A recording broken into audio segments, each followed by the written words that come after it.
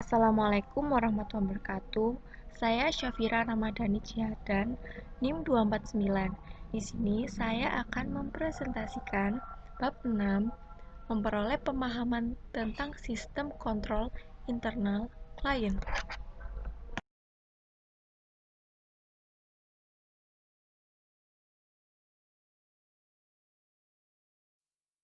Poin ke-6.1, kontrol internal.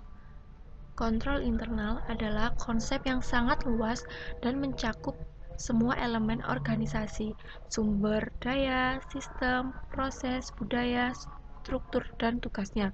Ketika elemen-elemen ini disatukan, mereka mendukung organisasi untuk mencapai tujuannya.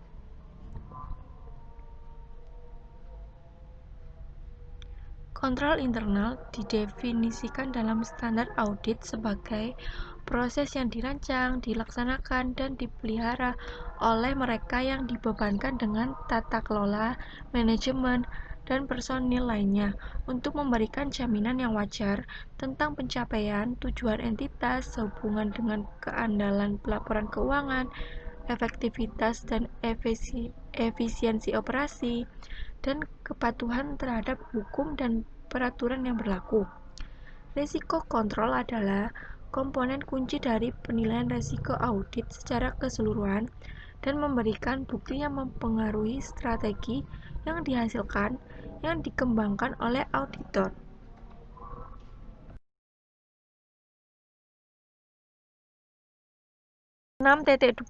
Tujuan kontrol internal.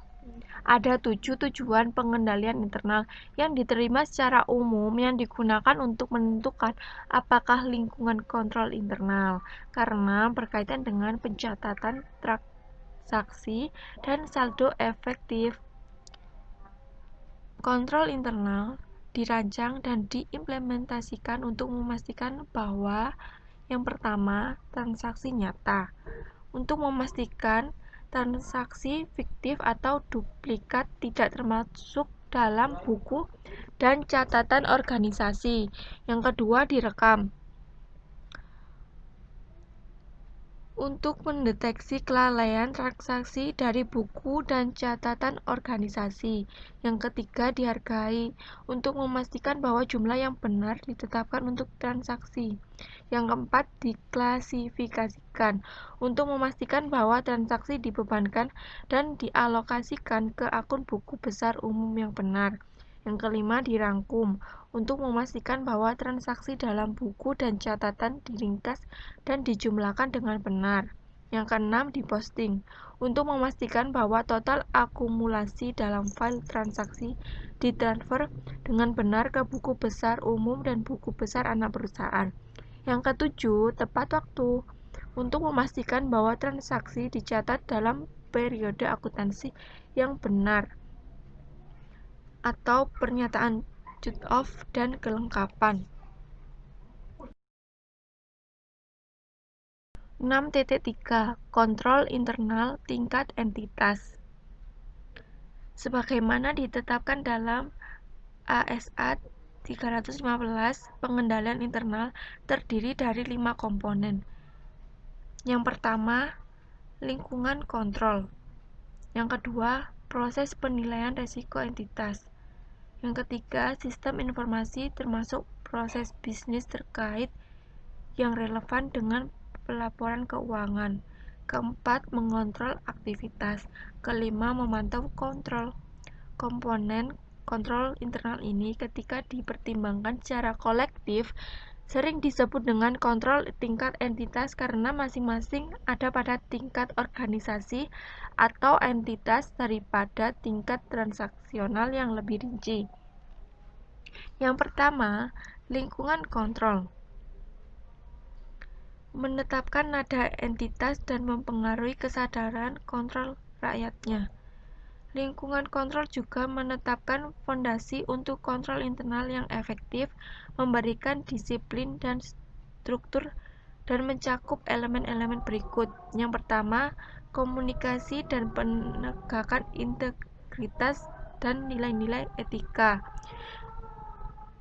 Selanjutnya, komitmen terhadap kompetisi dan partisipasi oleh mereka yang dibebankan dengan tata kelola dan filosofi manajemen dan gaya operasi, struktur organisasi, penugasan wewenang dan tanggung jawab, serta kebijakan dan praktik sumber daya manusia. Yang kedua, proses penilaian entitas. Proses penilaian risiko entitas adalah proses untuk mengidentifikasi dan menanggapi risiko bisnis, bertujuan untuk pelaporan keuangan. Proses penilaian risiko entitas mencakup bagaimana manajemen mengidentifikasi risiko yang relevan dengan menyusun laporan keuangan yang memberikan pandangan yang benar dan adil sesuai dengan kerangka laporan keuangan yang berlaku. Yang ketiga, sistem informasi dan komunikasi. Peran sistem informasi adalah untuk menangkap dan bertukar informasi yang diperlukan untuk melakukan, mengelola, dan mengontrol operasi entitas. Kualitas informasi dan komunikasi mempengaruhi kemampuan manajemen untuk membuat keputusan yang tepat dalam mengendalikan kegiatan organisasi dan menyiapkan laporan keuangan yang dapat diandalkan. Keempat, mengontrol kegiatan. Kegiatan kontrol adalah kebijakan dan prosedur yang membuat memastikan arahan manajemen dilakukan, membantu menjamin bahwa tindakan yang diperlukan diambil untuk mengatasi risiko yang mempengaruhi pencapaian tujuan organisasi. Yang kelima, pemantauan kontrol adalah proses penilaian kualitas kinerja kontrol internal dari waktu ke waktu, mengikat apakah kontrol beroperasi sebagaimana dimaksud dan memastikan kontrol dimodifikasi sebagaimana mestinya untuk perubahan kondisi.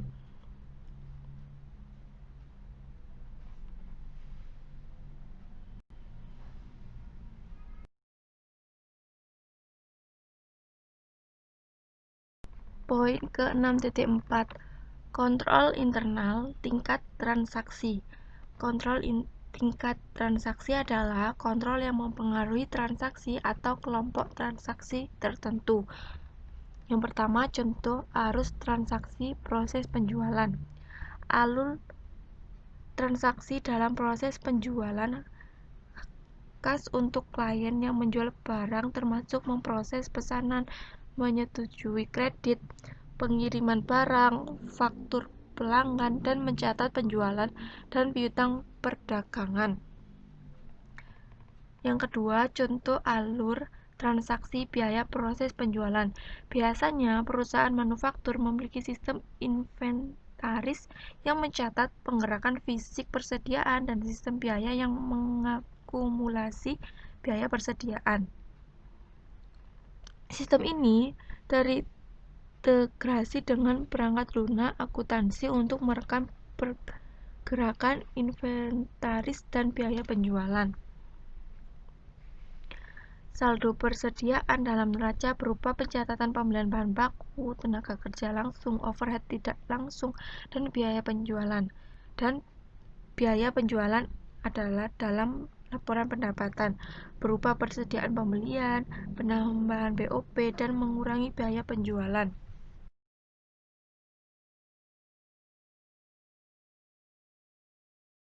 Poin ke-6.5, mendokumentasikan kontrol internal dibagi menjadi 4. Yang pertama, narasi adalah bentuk dokumentasi yang paling umum, terutama di lingkungan yang lebih kecil di mana aktivitas akuntansi dan kontrol internal sederhana atau di mana aliran tertentu dari transaksi relatif sederhana dan mudah. Yang kedua, bahkan alur dan diagram logika. Dokumentasi ini digunakan pada perusahaan besar dan lebih kompleks serta melibatkan ringkasan auditor. Yang ketiga, kombinasi narasi dan bahkan alur. Bentuk mendokumentasikan kontrol internal ini biasanya merupakan halaman yang dibagi menjadi 2 bagian dengan bahkan alur proses di sisi kiri dan narasi yang menggambarkan setiap langkah dalam aliran di sisi kanan. Keempat, daftar periksa dan kuesioner yang telah diformat adalah teknik lain yang digunakan untuk mengidentifikasi secara sistematis jenis prosedur kontrol internal yang paling umum yang harus ada. Keenam, yaitu mengidentifikasi kekuatan dan kelemahan dalam sistem kontrol internal. Hasil penting lainnya dari memahami sistem kontrol internal yang diberlakukan klien adalah kemampuan untuk membuat pengamatan, menarik kesimpulan, dan menawarkan rekomendasi mengenai kekuatan dan kelemahan yang diamati. Hubungan antara pengecualian kontrol internal ini, yaitu pengamatan yang mengontrol diuji tidak beroperasi sebagaimana dimaksud, dan tingkat prosedur substantif yang diperlukan untuk mengatasi pengecualian. Beberapa pengamatan yang dilakukan oleh auditor akan berkaitan dengan kontrol yang tidak relevan langsung dengan audit.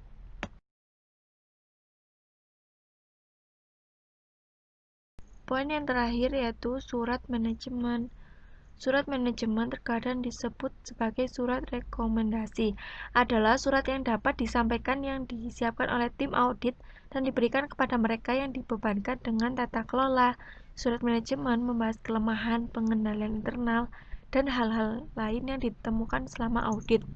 Tujuan dari surat manajemen adalah untuk menginformasikan rekomendasi auditor kepada klien untuk meningkatkan kontrol internalnya. Penilaian profesional yang signifikan diperlukan dalam memutuskan apakah kelemahan yang diidentifikasi cukup signifikan untuk menjamin komunikasi ke manajemen dan mereka yang dibebankan dengan tata kelola. Sekian presentasi dari saya. Terima kasih. Wassalamualaikum warahmatullahi wabarakatuh.